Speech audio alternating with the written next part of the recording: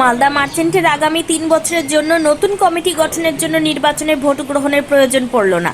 Vote গ্রহণ ছাড়াই ২৯টি শাখা সংগঠনের ব্যবসায়ীদের নিয়ে গঠিত হলো আগামী ৩ বছরের জন্য নতুন কমিটি। পুনরায় সভাপতি হলেন জয়ন্ত কুণ্ডু এবং সম্পাদক হলেন উত্তম বসাক। মালদা মার্চেন্টের নির্বাচন পরিচালনার সঙ্গে যুক্ত নির্বাচন কমিশনার অরিজিৎ নিয়োগীর উপস্থিতিতে সমস্ত সুষ্ঠুভাবে হয়। যে সমস্ত আগামী 14ই জুন যে ইলেকশন হবে তার আজকে যারা ক্যান্ডিডেট সমস্ত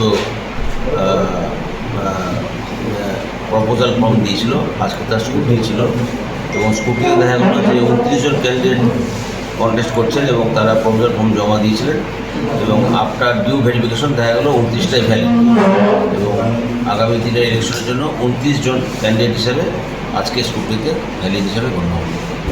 চেম্বার অফ কমার্সের আগামী 3 বছর 2025 থেকে 2028 3 বছর যে কমিটি পরিচালনা করবে সেই কমিটির আজকে নির্বাচনের ফুটনি ছিল।